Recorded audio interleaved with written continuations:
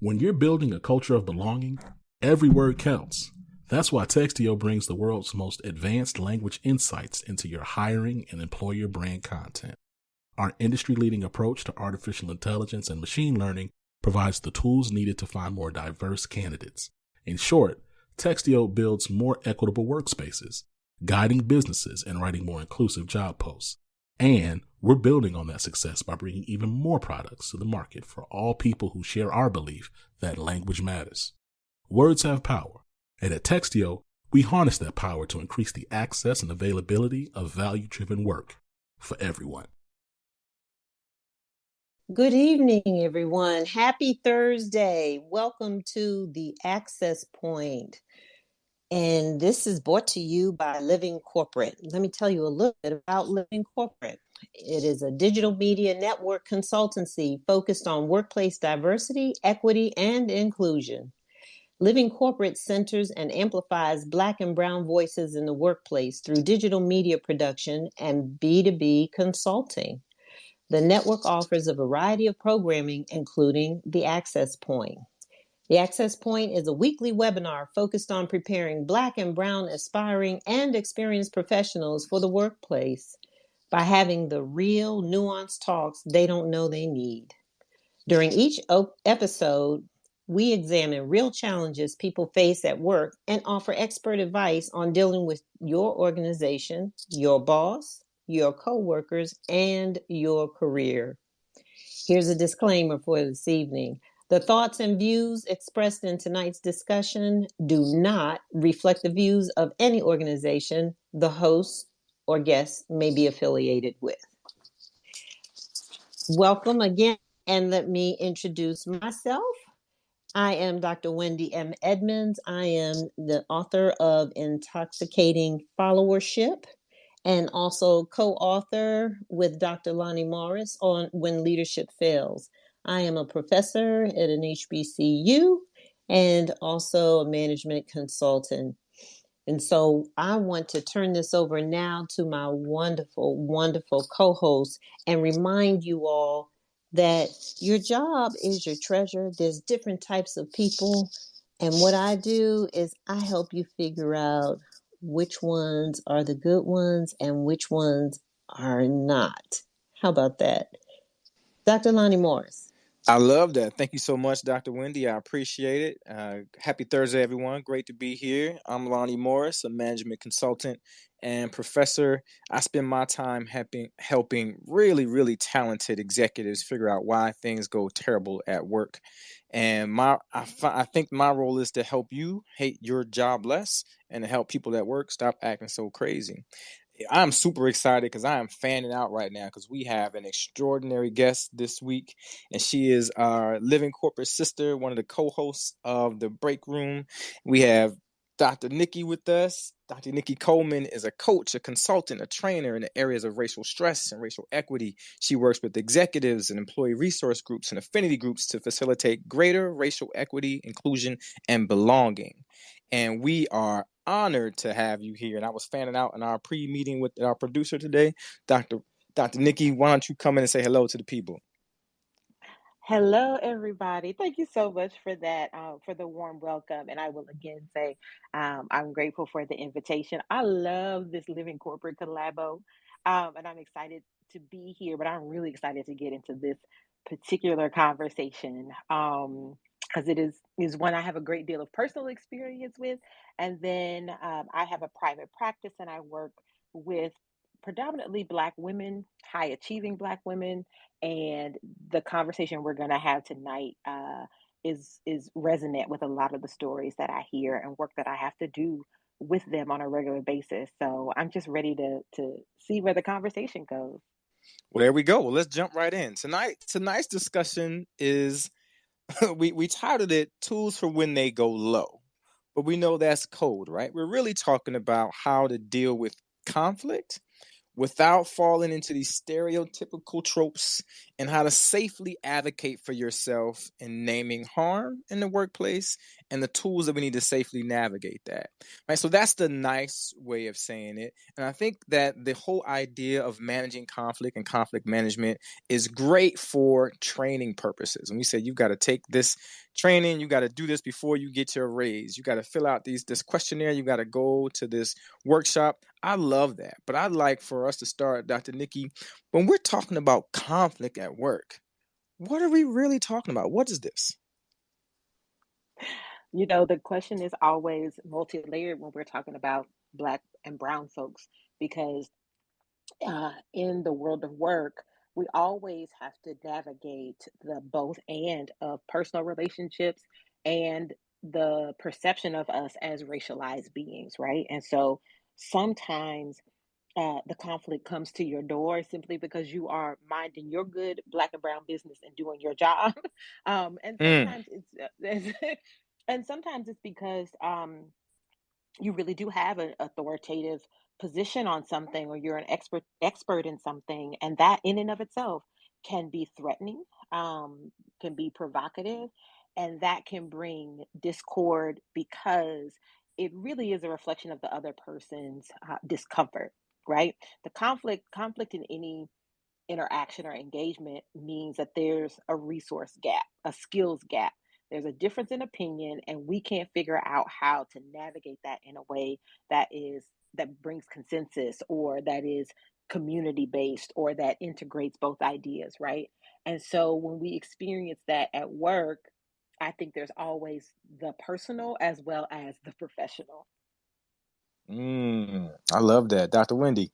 Yes. And Dr. Nikki, you are absolutely right. I think about workplace oppression. So sometimes when you're at work and you are not recognized, there's a sense of being ignored, and you check yourself to say, is it me or is it them? And having in an environment where you're not supported, where no one is giving you eye contact or the proper contact when it's due, this repeated sense of exclusion leaves you feeling a sense of devalue. So that's interesting. And I think when we're talking about devalue, I think we can't go through this conversation without bringing this up. This week, we saw Edward Snowden was granted Russian citizenship, right? But when I look at Edward Snowden, if you don't remember who that is, this is the guy who leaked workplace documents working for the NSA, I think NSA, showing how data was passed through different security levels and how he felt his employer, which was the United States government, was manipulating things. He had been trying to tell people about it. He criticized his bosses for how they were executing the work. He shared information about budget, about people at the top, about allies, about national foes. So I think if I can't stand the people at my job and they don't listen to me as a person, Edward Snowden fits that, right? So if we look at all these things about being dismissed and this oppression, if we are under the umbrella of that, under the foothold of that, how do we come out of that, right? Because in this example, this guy leaked everything to the entire world, then left the country. We don't all have that option right now. I'm just saying that's extreme, right?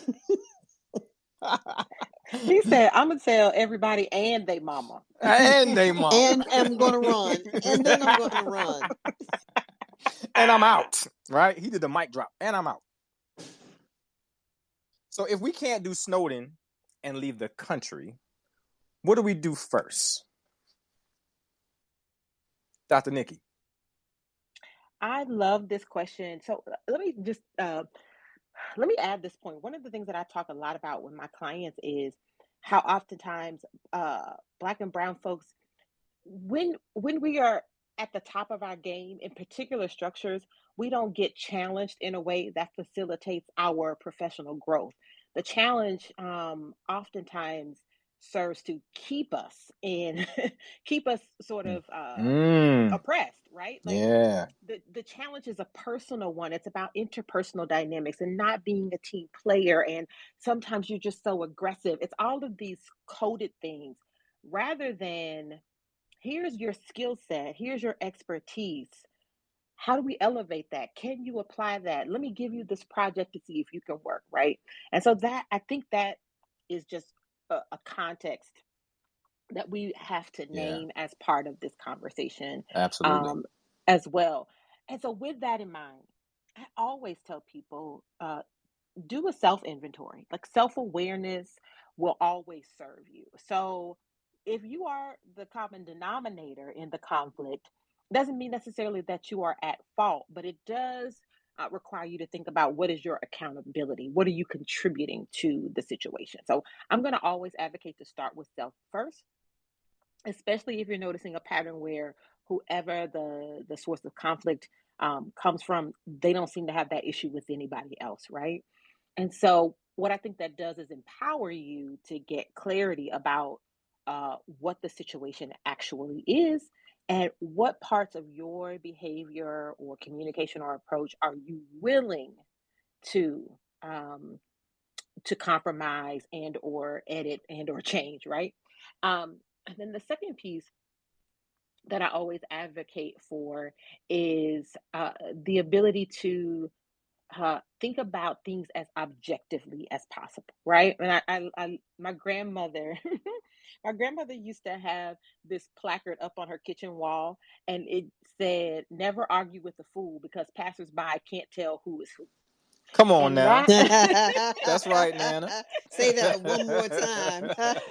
never argue with a fool because passersby can never tell who is who. And that wisdom has served me so well. And so when I decide that the conflict has reached a place that is beyond annoyance, right? That it's reached a place where it's actually impeding my capacity, it's impeding my sense of comfort or well-being at work. It may actually even be impeding my professional development at work. Then I get really crystal about what are the observable objective facts, right? Let's not make it a he said, she said. Let's talk about what anybody sitting around the table would observe, because that makes it that much more difficult for people to dismiss you or to refute your particular position. I like Are that. you offering the recommendation of a conversation? You like that? You like the way I did that? And then we could, we are on the Living Corporate Network, so we could talk about where the conversation happens, with whom the conversation happens, right? Because there's some that happen in the hallway, there's some that happen in the bathroom, there's some that happen Yeah. in the cubicle, right? But a conversation with the person is that, like, you can't ever really go wrong with that. And if we think about how things can get escalated in the workplace to an HR issue, right? Like that's going to always be their first go-to tactic too. Well, have you tried to talk to them about it, right? So I'm saying have a conversation, but be strategic about the conversation you are having.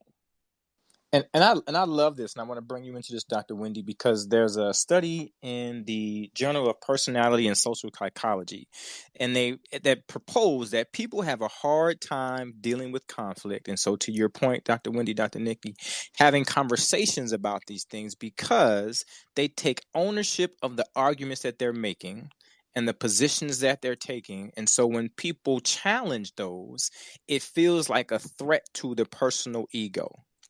So you can't do what you just asked us to do, is look at the observable, objective facts, because you feel like your ego is being attacked. So are we comfortable with this, Dr. Wendy?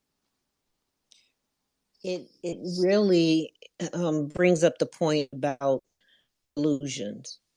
So what someone may see about you isn't who you are. And so it goes back to what Dr. Nikki says about doing that self-examination. When you open up the discussion, you have to be ready to have the discussion. You have to know thyself. What are those things about you that's raising the issues and the responses that you're getting?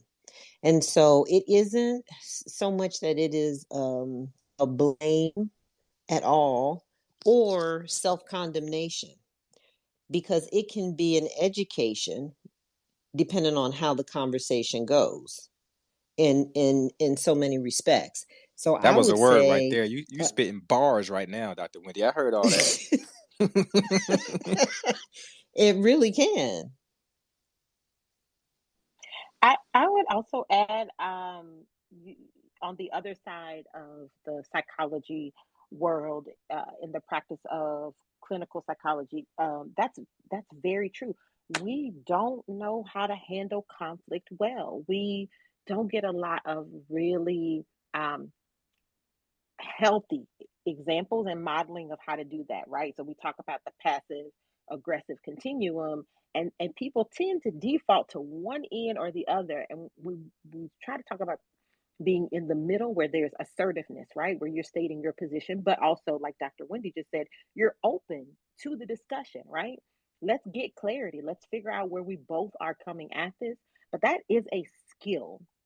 And in most workforce development, I don't know that the skills are taught in that way. I know, Nope, um, they're not. oh my God, if I hear somebody say impact versus intent one more time, I'm gonna throw a shoe across the room, right? Like, oh my God. And it really sort of stays there. Or like, let's have a crucial conversation. And then it doesn't really go anywhere. And the reality is, conflicts are never resolved in one conversation. It's never a one and Never, done.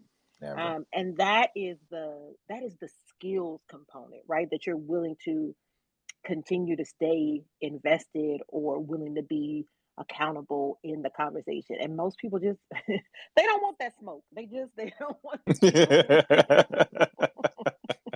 And knowing when to stop the conversation, because you've had enough that's palatable, and you have to really digest it.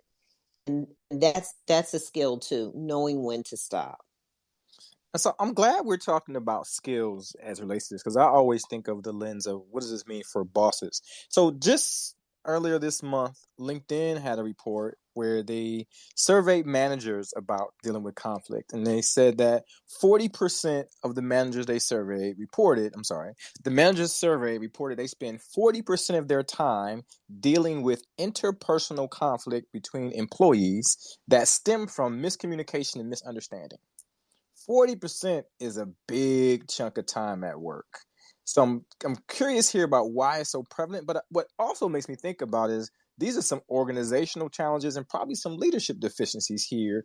If you're spending almost half your time dealing with people who are out of sorts with each other, that is bigger than just the employee. What's happening here, Dr. Wendy? I think that also speaks to what people are coming to work with. So leadership, the training in recognizing conflict, dealing with conflict should not be all consuming. But what are people coming to work with? What are they dealing with that is unresolved that comes to the workplace?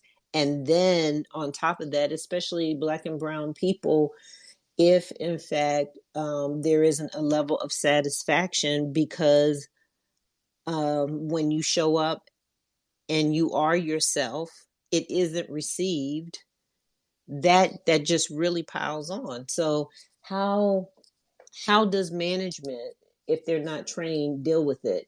It turns into what we call microaggressions, right? This Come is on now. it's goes back to civility in the workplace. Oh, that's expected. um they're not a team player. Any is done looks like a conflict, right? So we want to be authentic. We want to bring our true self to work. But when we show up, even if we leave our mess at the door, if we show up and it isn't recognized in our professional setting, it's going to take up 40 to 50% of the time, because that's what it's going to look like. It's going to look like trouble. Looks like trouble. Dr. Nikki. Yes, and I want to pick up where Dr. Wendy just left off and say, um, I call it the catch-22 racism, right? So if I try to keep to myself because I don't feel like I can bring my full self to work without repercussions, then there is paranoia, gossip, questioning, confusing around that, right? Or if I do try to bring myself to work, then I do open myself up to experience more microaggressions. At a bare minimum, opening yourself up to even be maybe misunderstood. And I think there's another layer here that's important for us to talk about, and that is communication styles, right? There's enough research Yeah. out there that supports that Woo. Black and Brown folks are much more conversant in direct communication Mhm, than indirect. mhm. I mean, look, you just said you're gonna throw a shoe at somebody.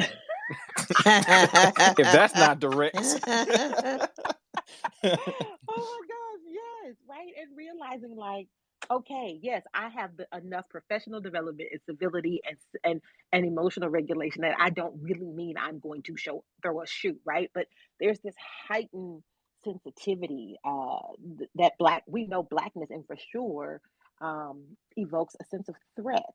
So when we're trying to resolve conflict, even our communication styles can oftentimes contribute to it. I was faculty at the University of Houston for a number of years, the majority of my career, and probably for the last 4 years or so, I had another Black male colleague, and when we would have um, programmatic faculty meetings, he and I would disagree about things, or we would have a discourse, and you could feel the air being sucked out of the room. It was just Oh. regular conversation between he and I. Like, Mm-hmm. I have a position, Mm-hmm. you have a position. I'm going to explain why I feel this way, or what I'm thinking, and what I think the consequences are, and you do that. But the white folks around the table would like slowly sort of shrink away. And then it got to a point where he was like, check, he was like, "We good, right?" And I was like, "No, we good." I'm still your friend, I mean, I'm still because your right? I friend. could I'm tell like, you about yourself and still be friends with self. still be your friend, because I Yeah. literally was like, "Oh no, we good. I'm gonna have to go teach my class." Like, it's not a thing, right? Yeah. Yeah. And so there, I think that's another layer that happens.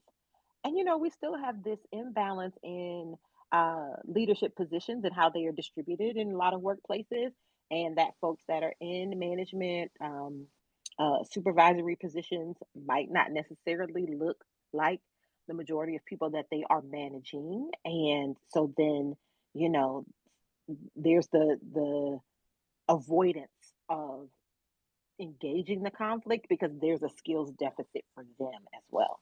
Oh yeah, and Okay.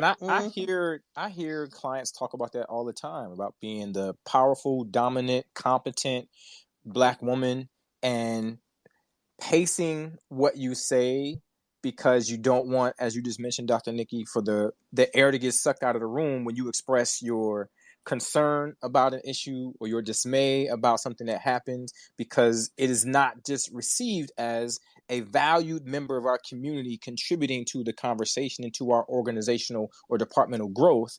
It's received as, uh-oh, she's angry. Uh-oh, something's about to happen.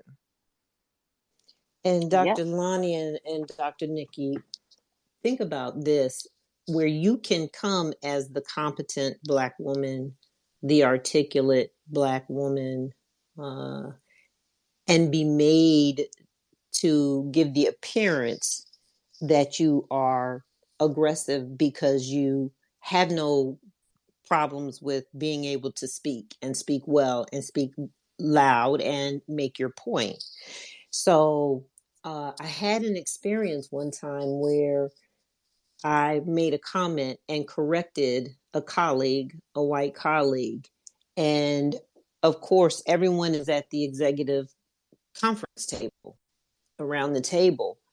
And so the approach that this person took to the conversation, to, I guess it was to make me feel as though I was dominant, and maybe my conversation, because I was sure and confident, was intimidating. Um, she began to lean on the table and be very submissive, and, well, no, kind of. And I looked at that, and I looked around the table, and all the eyes were on me, as though I had done something wrong because I corrected what she said.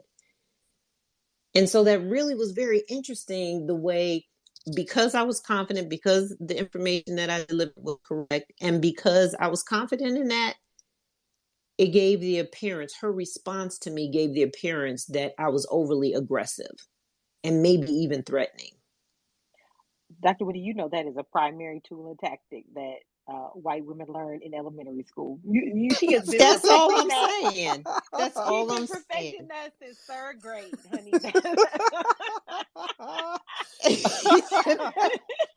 but laid across the table just as nice, and I just looked like, what? And when I looked up, happening? I could not. I was like, oh my goodness, Yes, it's real. And so it here's is what's real. important about that to me, right? I think there's part of what you're saying to us, Dr. Wendy, is stand in your greatness and show up with that, as Dr. Nikki told us, to be authentic and be okay with it. And I get it because of how they see us and how they interpret how we respond. But I'll tell you, when I sit in the room, and it might be in a Zoom room so much lately, and when there are issues, most times I'm at tables where I am an expert, at least a subject matter expert on this, right? So got 2 books. I've probably presented at multiple international conferences on 5 different continents, got multiple papers published about this, do this work with organizations, with individuals all the time. So when Lonnie speaks, you should listen. And that's sort of what we want to carry, is that there's no reason for you to dim your light in this space. You understand how to navigate, and I hope that we're getting to sort of the safety issue around it, but we should be okay. It is okay for us to show up in all of our full selves, Dr. Nikki, with all the authenticity, with all the competence that we bring. And you got to be okay with it. Eat it.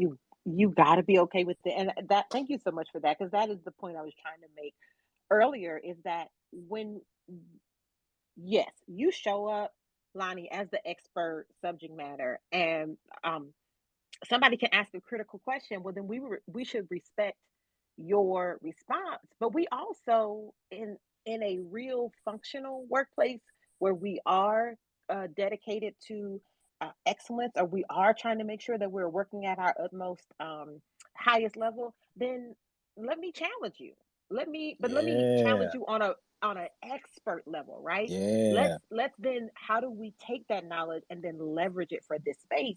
But so often what happens is, sometimes you are the smartest person in the room. Don't tell nobody. And right?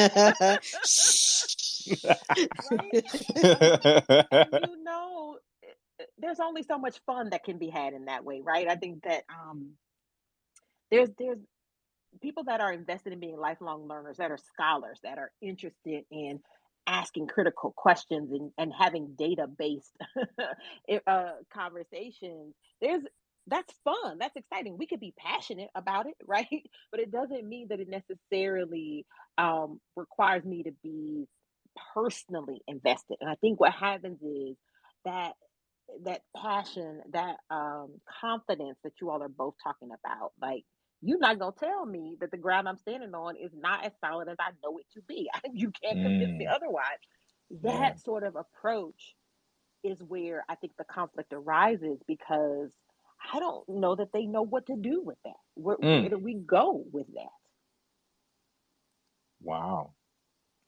That brings me to this idea of social capital as it's related to these workplace conflicts, right? Because part of this expertise that you bring, that is socialized into your department, into your unit, into your workplace, gives you some type of social capital. If you have good relationships, people recognize that you have good ideas, that you know this area. Let me go talk to Nikki because I know she's dealt with this before. And when I look at a definition of social capital, and I've been reading some stuff, if you don't know, all of you who are listening, that this issue is so challenging, this idea of conflict management, that there's a full journal. So there's an International Journal of Conflict Management. And so I'm reading some studies in there and talking about this relationship. And so that social capital, the sum of actual and potential resources embedded within and available through and derived from networks of relationships possessed by the individual or social unit. So your department can have some social capital. As an individual, you can have some social capital. And it comes from this competence, right? This doing well in the space and getting along with people. And so that should, at least in theory, give you some leverage in these spaces that there isn't much conflict because people recognize your intelligence, they recognize your competence, they recognize your value in the space. I don't know that we all experience that regularly or in the same way. I know there have been multiple times when I thought I had some social capital and they easily showed me not here. Well, it's unfortunate, and we all know that, because that's what they hire you for. And then when you show up with it, that's the very thing that you are targeted for. The very thing, they weaponize it against you. They do. It's a dual sword. Dr. Nikki. Yes, I'm over here. Yep, that's exactly it, right? And let's have a conversation about the DEI space, right? And how that has now become an embedded structure that is sanctioned to limit your social capital to a certain group of people in a certain sort of way. So then if you want to move outside of that, it's like, no, stay in your little box, stay in your lane. You do the Black ERG thing, you do the DEI thing. We're going to put you on this committee for the MLK event. But like, it Don't you love that? Don't you just love that? You're the perfect fit. It's a day on, not a day off. Exactly. And you know that your competence is so much broader than that. You know that your social network is so much broader than that. And this is the thing, like our ability to navigate biculturally really is an asset to us. And I think organizations underutilize that asset because they don't fully understand it. Yeah. So I want to try something here, and and I'm sure you're gonna laugh, but it's really important. So I'm always looking into studies and looking at something recently, and this one gives me a list of. This comes from the Industrial and Labor Relations Review. Gives me a list of the common things people express are the conflicts they experience. So I'm gonna give you this list, and this is in rank order: employment conditions, supervisor and management decisions, personality conflicts, uncivil behavior, bullying and harassing, pay, and career advancement. So when I look at this stretch, these 7 things, and I understand why we need to distinguish each one and talk about how they are different and nuanced, but this all seems like it's one big thing to me. What is that? I don't like it here, but I gotta be. And the winner is. Oh my goodness. But I am being flippant, but it really is true. Like, when you are happy in a space, when you feel valued in a space, you show up. You're willing to do the things that, first of all, I don't know if y'all have had a conversation about this quiet quitting, but that is a whole phenomenon today. Every right? week. Every week. It's quiet quitting, yes, it's quiet indeed. firing. So, like, and now it's quick quitting. Oh yes. I'm gonna out myself. I quit my last job, which is why I work for myself. And I didn't feel no I'm about to way. quit this show. Y'all acting out. But seriously, like, that's when you do the things. I personally hate the language of a be above and beyond. It's like, because we somehow have gotten to a place where we use above and beyond to actually be the benchmark for adequate. So I don't like that, but you're willing to sort of help out somebody or consult about something, or take a little bit of extra time, or maybe even do something outside of the norm for you every now and again, because you're like, I'm contributing to the greater good because I know such and such has my back, or that was I like being able to do this project with this person, etc. And so when you don't feel like that, everything becomes laborsome, right? And so your degrees of freedom, your degrees of tolerance for things that are annoying become very, very thin. And so now you can be more easily triggered. I can't stand the way she say thank you. You heard how she say thank you?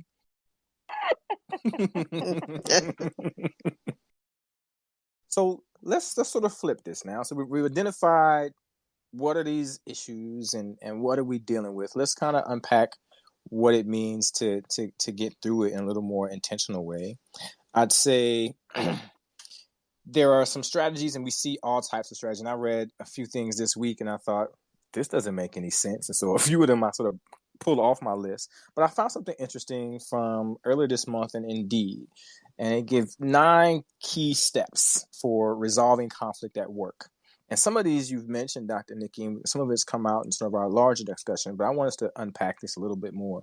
So they list them as understanding the conflict, exploring alternatives, finding a neutral place to deal with it, communicate with both sides, note body language, identify a common goal, try a mediator, brainstorm solutions, and agree on a plan of action.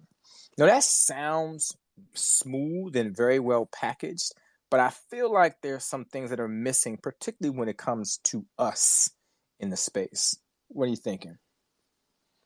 Yeah, it does sound smooth, right? And all of that works if both parties are coming to the conversation without implicit bias, without even a history, right? Because sometimes the conflict is not really about what's happening right now, but that time 2 years ago when blah blah blah, blah, right? Like Wow. people be holding on to grudges, Holding on to it. and keeping receipts, right? So yes, it makes perfect sense in an ideal world. And then the other thing that doesn't account for is like sometimes there are systems and practices in place in a work setting that can prolong that resolution of conflict, or sometimes even exacerbate the conflict when it doesn't need to be that way. But just straight up, also, like, we as Black professionals that work in predominantly white spaces, we know our innermost thoughts cannot be shared in the world of work. We can't keep our job. We can't talk about every microaggression that we experience. We can't name the systemic bias in the system all the time, because then we're that person. We're problematic, right? And so I think in that step-by-step guide, there's some other sub levels that folks of color have to engage in. And sometimes that looks like seeking out our sponsors, seeking out our advocates, our accomplices in the space to sort of help give us leverage. It's going to talk to other folks of color in another department or another space to see, how did you handle this? Did this ever happen before? Right? We have to do a lot more homework and a lot more behind the scenes things to resolve conflict. And that's interesting, because I had a coworker I was talking with. This has been some months ago, and expressing concern about something that was happening in the workplace and in this meeting. And as we've discussed, right, so sort of holding his tongue about it, not wanting to say anything, but his senior colleague in the same meeting, who was a white male, interrupted the entire meeting to say, "I hate this. I hate what y'all talking about. Let's stop right now." So had no qualms about it and was okay and comfortable. So I own this space. I'll tell you what I think right now. I don't care what you're doing or who else is talking. And even if as a group they didn't feel was an appropriate way, he owned it as a white man in a white workforce in a white organization and said, but I can say what I want. Yep. And that is true, right? Because the layers of identity for them are such that their personality, their personal experiences are way more salient than the identities of race, class, gender, etc. that they hold. So people are seeing their viewpoint with greater clarity, but when they're coming out of our mouths, they're looking at it through the lens of whatever expectation, stereotype, bias that they have. We haven't created enough movement around anti-racism in this country such that is the norm, right? That that my perspective is just my perspective because of my expertise, as we talked about a second ago. But I'm gonna always be seen as the angry Black woman if I'm angry, right? Like there's no other way around it. And in the world of work, sometimes you are legitimately angry, right? Like that's Not a sometimes, a lot of legitimate times. experience. A Yes. lot of times Yes, at work, a lot you're of times. legitimately And nor angry. should we be afraid to show our emotions in the job, because there are those who do, right? Oh yeah. Oh yeah. It's okay. It's okay to be angry, and sometimes it's okay to be the angry Black woman, because then you're understood. And what I love about that, Dr. Wendy, is sometimes when people are moved to tears because of their frustration and their anger, and from the outside, people see as, oh, this is someone who's emotional or is really downtrodden by this. But no, I think the tears are because if I don't cry, I'm gonna whoop somebody in here something bad. Right? These tears are protecting me. These are God's tears protecting me from calling off and getting that shoe Dr. Nikki talked about and wearing you out. I have been there. I have certainly been there. I remember giving the advice to someone on the job who was moved to tears, and I said, don't even let them see that. Don't do that. Don't even let them see that. Go to the bathroom. It was in my homegirl's office. It was. That was you. I did. Oh, okay. Wait, but it was the angry tears and the quiet cussing, the like whisper. Yes. Never been say this to me. It was that. Wait, so we got what is it? Quiet quitting and quiet cussing? All that's happening in the same place. You know exactly what I'm talking about. Because if you talk the way you want to talk, everybody on the hallway will hear you with the door closed or not. So you got to get in there and get those teeth clenched and say what you're going to say. And we have a disclaimer here, because I know a lot of y'all are on Zoom meetings and team meetings. Please have your mute on if you quiet cussing, but it's not all the way quiet. I don't want no trouble.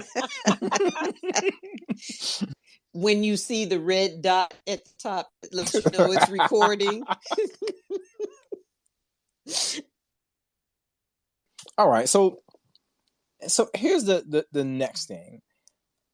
When I look at people who recommend strategies for getting out of these conflicts, in addition to that earlier list, I see some things for bosses, right? So if you are a boss and you're managing this, and you are one of the people who says, hey, I'm spending 40% of my time trying to get people to play nice in the sandbox at work, they're saying part of it on the boss's end is having a clear vision for where you're going so that people can work together on the same path, that you have to be consistent when dealing with staff. So if you are raising concerns about one person's actions that are similar to another's, you need to raise those concerns in both places. And we know that doesn't always happen with us.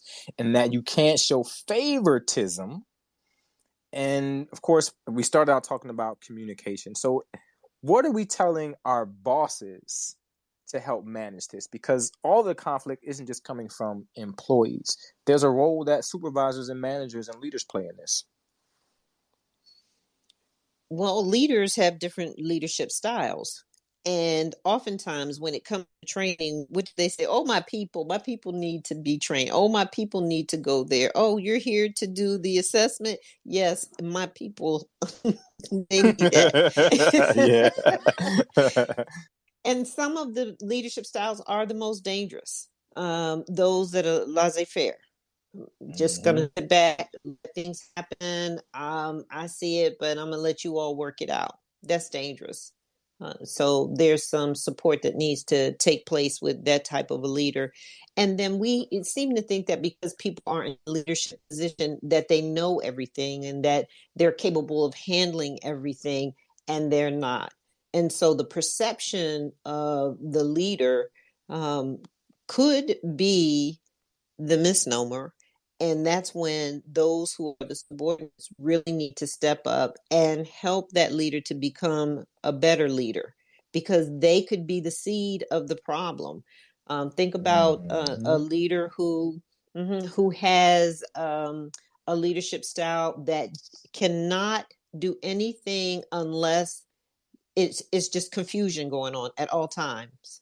And I've worked under that style of I was going to leadership. say, I know you never worked at a place like that. Woo!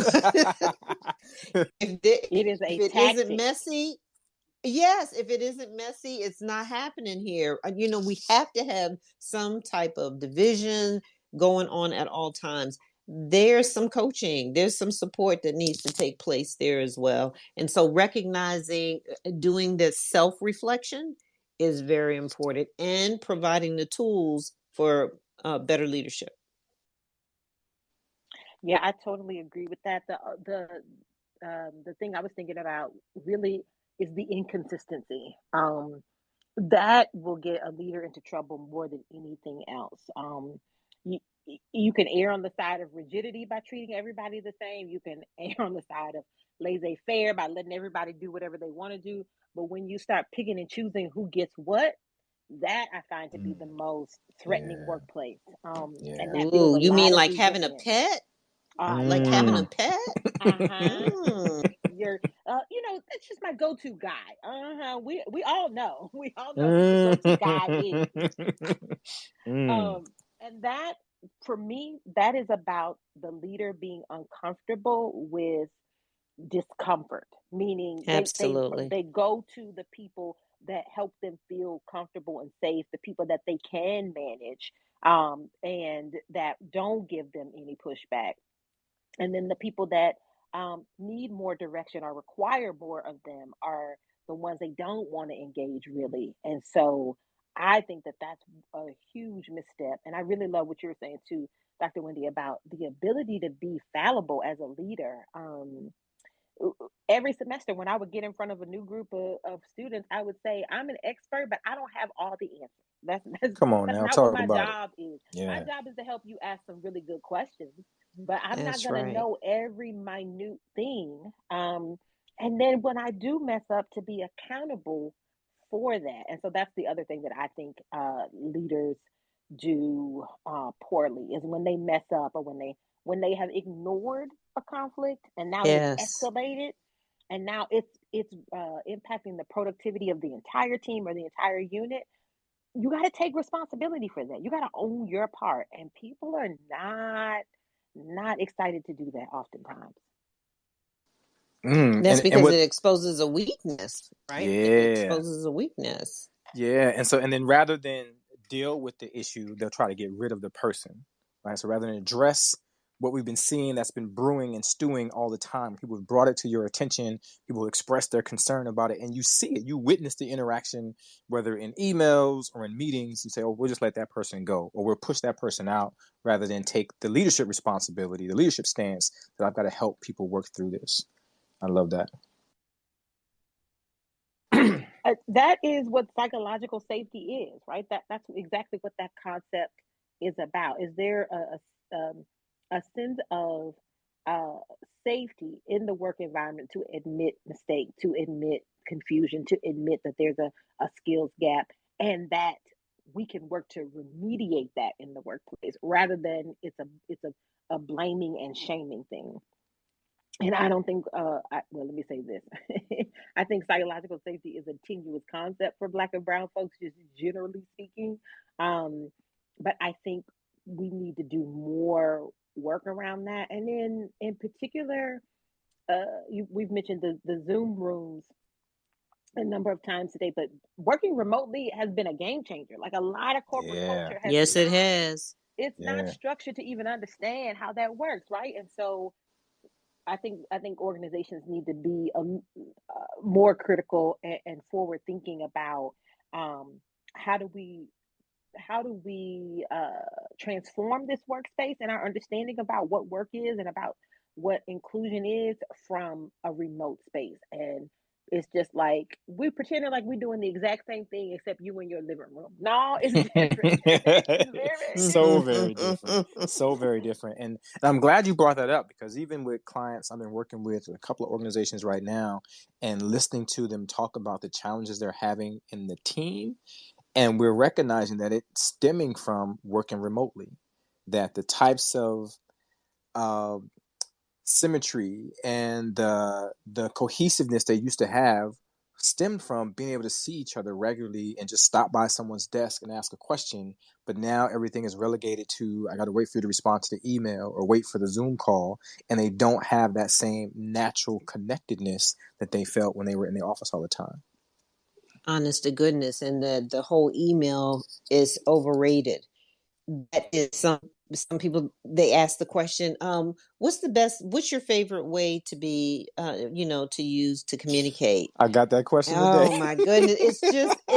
It's ridiculous. And some people never want to talk to you, but I don't want 100 emails to go back and forth with one-liners. Just pick up the phone. Not only that, Dr. Wendy, I haven't met an email yet that doesn't escalate conflict. Have you ever seen an email that de-escalates? Oh no, because I'm always reading email like, what did she just say? I know she didn't write that. With 12 people, 14 people, CC, right? You're like, okay, oh my okay. That you just created a conflict, right? Nice. Let me get Dr. Nikki's shoe. Exactly. All right. So I think when we think about this broadly in our conversation today about when they go low, how do we respond and how do we deal with these conflicts? We've identified a whole bunch of things that are causes of it and symptoms of it and outcomes of it. But I think when we break it down to what does this mean for employees, there's some things we've said you need to work on. Self-analysis. What are you willing to compromise? What are you willing to change as you negotiate the space with the people where the conflict seems to lie? And I love Dr. Nikki's idea of what Nana said, never argue with a fool. We want to make sure that you don't seem to be the person that is out of whack as well. Exactly. So make sure you maintain your composure and do it, right? Identify that plaque. Identify the observable, objective facts. So let's take as much of your personal out of it and put in what's the real issue here. How do we get to that? What is it about you, Dr. Wendy? You said this, that's raising this level of angst in the space. Are you making some mistakes in how you're communicating with people or dealing with people that's causing some of this? Recognize your own value and how your values align with the organization. If you're not getting experience that speaks to that, that might be part of the reason why you got these lists of things that you don't like that's creating all the conflicts. Leverage your colleagues, leverage your mentors and your sponsors to help you navigate difficulty and understand how you might you can see a different vantage point from what's happening. And it is okay to show emotions, do the ugly cry and quiet cuss in somebody else's office, but it's okay to show emotion when there's conflict. For supervisors and managers, we said challenge people in ways that translate to professional growth rather than tear them down. Keep conversations going so that we can get to the root of what's happening, but know when to stop. Train people on how to recognize conflict. So you probably have to create some type of group or team protocol for it and recognize that we act differently when we do that. Know that even when you have these package steps that you might pull up on the internet or that were handed off to you by HR, that those don't always account for everything you're dealing with in your particular organization, your particular situation. Recognize that expression of concern does not mean the person is problematic. It is just an expression of concern. Be okay with not knowing everything. Dr.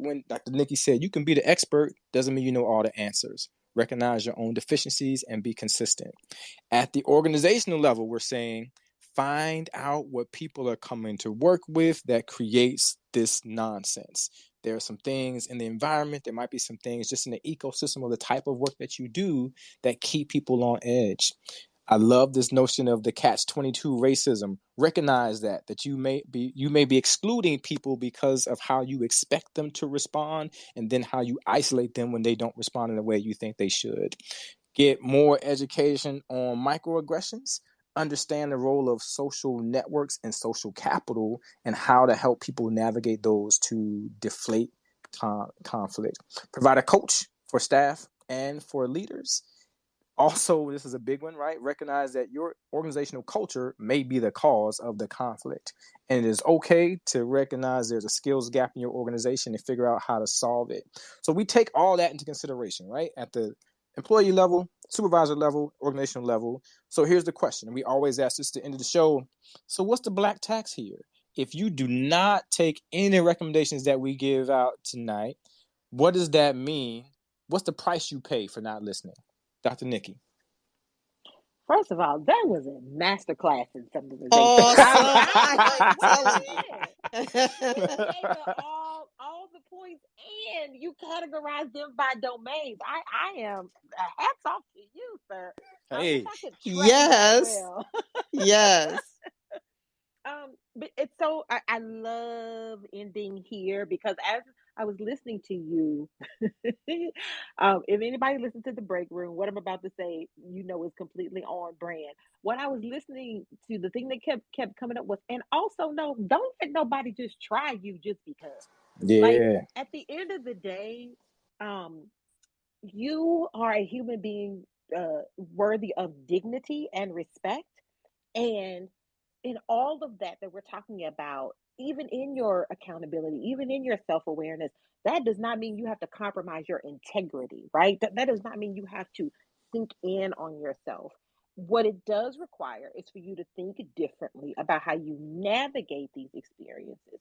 But don't do anything in the world of work that you can't lay your head down and sleep good about at the end of the day.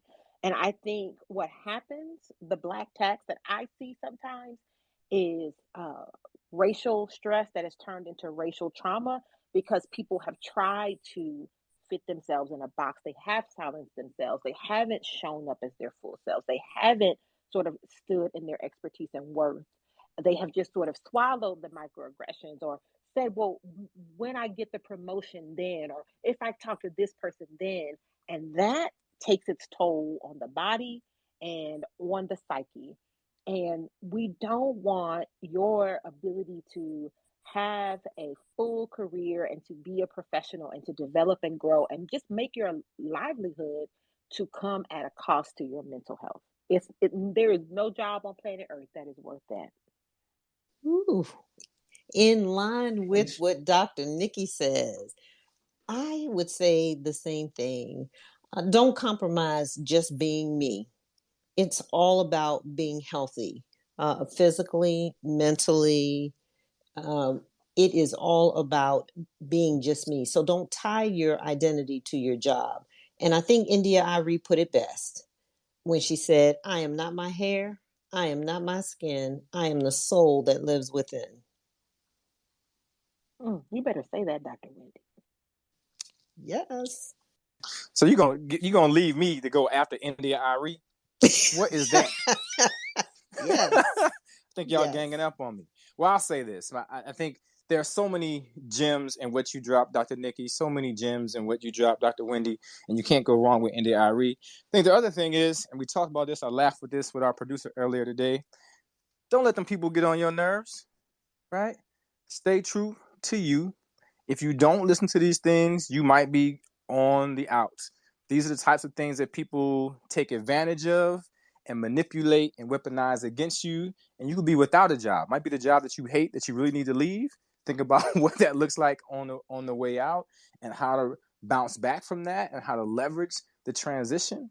But these are things you gotta be careful because we are targeted for conflict in organizations. And all the things we talk about today are to help you figure out how to navigate that safely, at least in a personal safe space, even if the organization isn't safe for you. I appreciate everybody. Thank you so much for joining us. We love these conversations on Thursdays. And I'm so happy that you got a chance to join us, Dr. Nikki. Thank you so much. Thank you all so much. This was a good way for me to put a cap on my day this evening. I appreciate the invitation, and we have to figure out how to have y'all on the break room. So the cross collab has to go the other way around. So be on the lookout for that. We will definitely do that, Dr. Wendy. It is always a pleasure to be beside you in these evenings. For the rest of you, if you want to connect with Living Corporate, you can follow us on all of our social media channels. That's on the web. We are livingcorporate.tv. Twitter, we are at Living Corporate. LinkedIn, we are Living-Corporate. Instagram, Living Corporate. And you can get the Access Point, on anywhere where you get your podcast. Thank you so much, everybody. Have a great night. This episode of Living Corporate is brought to you by Blind. Blind is a safe, trusted community of more than 5 million verified professionals. Head over to teamblind.com to get the latest insights into salaries, company reviews, and interview experiences at thousands of companies worldwide.